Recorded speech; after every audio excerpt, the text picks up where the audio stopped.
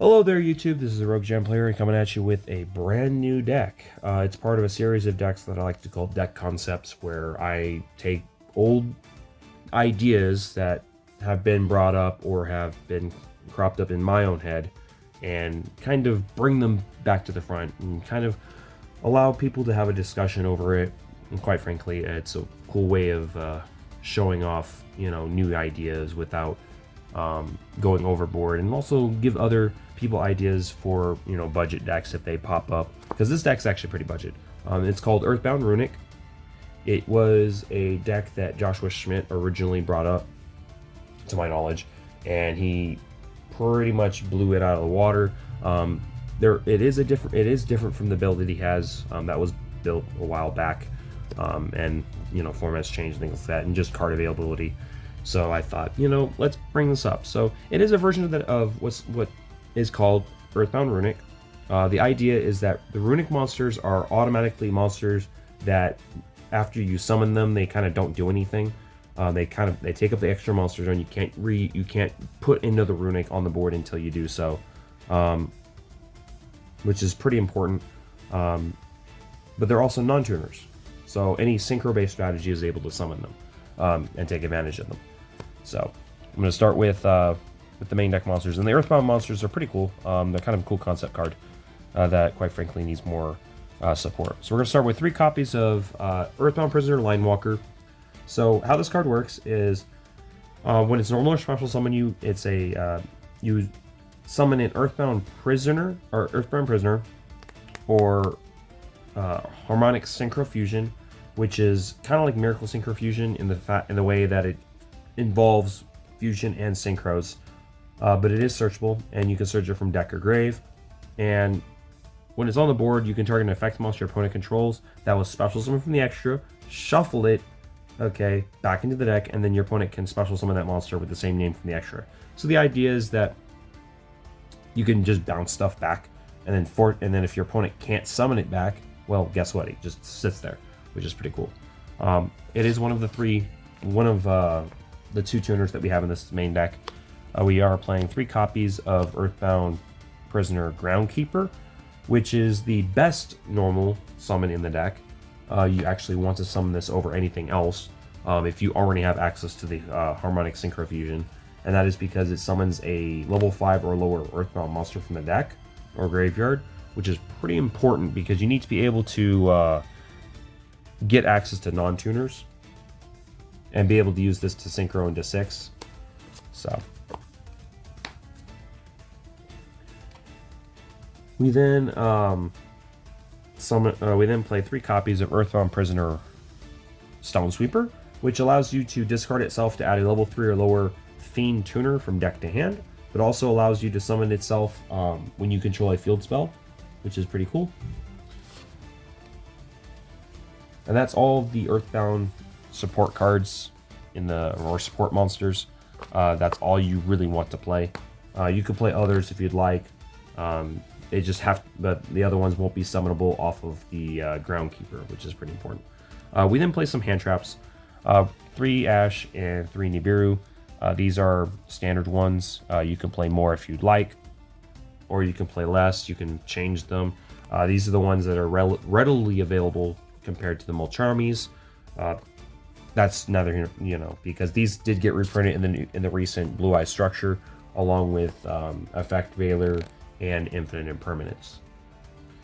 For the spells, this is going to be kind of controversial, and we're playing 3 copies of Harmonic Synchro Fusion. The reason being is you want to open with this, actually. You want to have access to it as soon as possible, while using Groundkeeper or Linewalker as a kind of like a bridge to things. Because if you have to normal summon the Linewalker, then something has already gone wrong, because you want to actually summon the Groundkeeper as much as you can. But this card is absolutely amazing. It gives you so much free stuff, free advantage, because it literally is going to give you a lot. It gives you access to things that you wouldn't normally be able to make.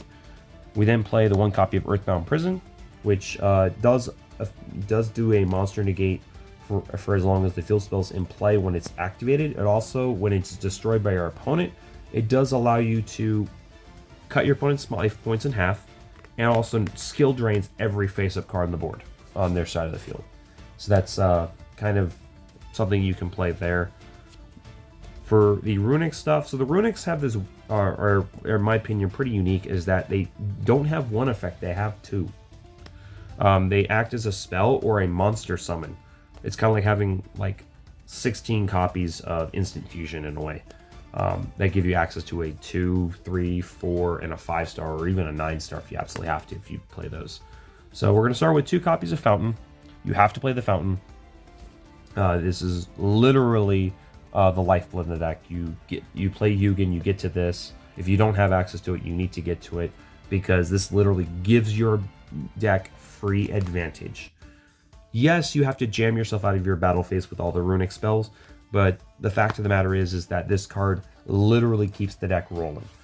So you have to play the maximum copies, which is right now only 2. We then play 3 copies of Tip, which is the search card, which searches any Runick card. 3 copies of Flashing Curses, which is a monster negate. 3 copies of Runick Destruction, which is a spell trap destroying card. And then 3 copies of Flashing Fire, which destroys a special summon monster. And then 3 copies of Slumber, which is a protection for 1 card. 1 copy of Smiting Storm, and the 1 copy of Dispelling. The reason why I'm playing these 2 cards specifically is that there are more names, because the more different names, and there are also Runick cards that you can play without your opponent really doing anything. Smiting Storm can be instantly be activated, so it can force a Fountain activation if you absolutely have to do it.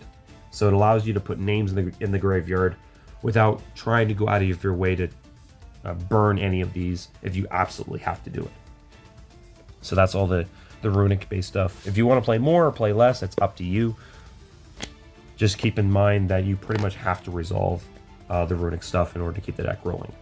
We then play for the only last main deck card, and that is 3 copies of Infinite Permanence, because we need access to as many kind of like negations as we can. Plus, this can be played on your opponent's turn going second. So, for the extra deck is up for debate. There are certain cards that I would like to play, but I don't have, which is, for example, Chaos Angel. I do not own a copy of it, and I hate proxying if I can avoid it. So, there are certain cards that are not in here that I would like to have or just didn't think of. So, keep that in mind. We are going to start with 2 copies of Hugin. For the Runick stuff, you need to search Fountain. That's pretty much all there is to it. It's a light monster that goes into our secondary fusion package. That's in our extra as well, so stick around for that. We then play 1 Gary to retrieve stuff if you absolutely have to, which does occasionally happen to get the Fountain back. The 1 Sleipnir, which you will need as just another form of disruption. So, because you can't play like SP Little Knight, because the deck literally locks you into fusions and synchros most of the time. We then play for the Earthbound stuff 1 Geo Gremlina, which adds a Earthbound monster from deck to hand on summon. It also allows you to burn your opponent for damage when something dies, and then you can target a Dark Synchro, and it can attack directly. So it can turn a bunch of damage into game enders if you absolutely have to get to that point. But it's another card that says search a monster.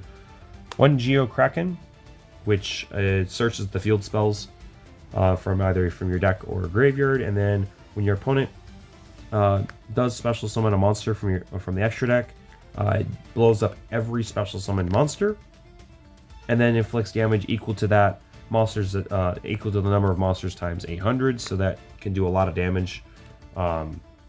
We then play 1 copy of Geograsha, which does float into any Earthbound monster when it dies. In addition to that, when it does attack, it drops the opponent's attack and defense to 0, which is important for getting over stuff. It's another battle trick, so unless they have a card that says that affects life or attack or defense, they have to pretty much answer before a deck declaration. And then it floats into things.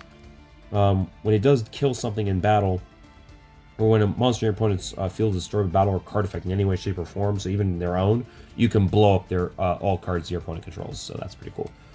One Gremlin, which does allow you to destroy a monster or gain attack that for a face-up monster opponent controls, but also during the battle phase, it allows you to quick fusion using not only cards on the field or in hand, but also graveyard by banishing. It does banish everything, so keep that in mind.